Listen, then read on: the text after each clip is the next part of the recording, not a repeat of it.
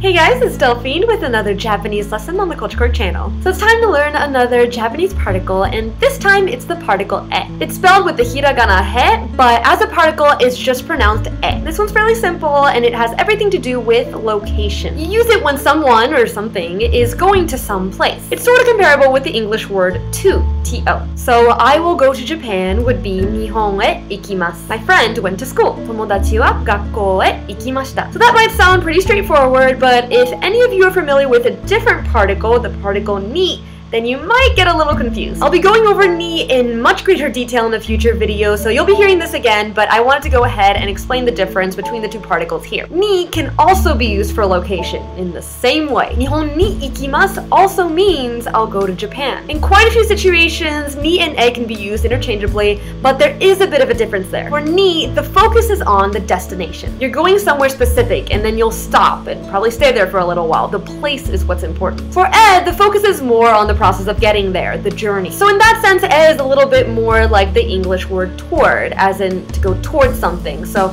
it's a little bit more vague as to whether you're actually going to reach that destination, you're just going in that direction. So, Tokyo e ikimasu means that you're going towards Tokyo, in the direction of Tokyo. So the focus wouldn't be on a specific meeting at a certain location, or that you need to get to Tokyo at a certain time. It would just be you heading out in the direction of Tokyo, embarking on your journey to the city. I hope that makes sense. To be honest with you, the majority of the time in just everyday speech, I would just use ni. And like I said, in a lot of cases, you can use ni instead of e, but it's still good to be aware of that nuance. Where e can be pretty useful though is with those kind of vague direction words instead of specific locations. So for example, if you're headed south, that's not like a specific place. So you're putting more focus on the trip than on the destination. So here you can say, Minami e ikimasu. I'm heading towards the south. Alright, so there we have it. Well, this particle isn't really difficult in and of itself. It can get a little bit confusing as to when it's okay to use it. So I would recommend, if you're a beginner, to just stick with ni more often than not, because you can usually use ni instead of e and people will still understand what you're saying,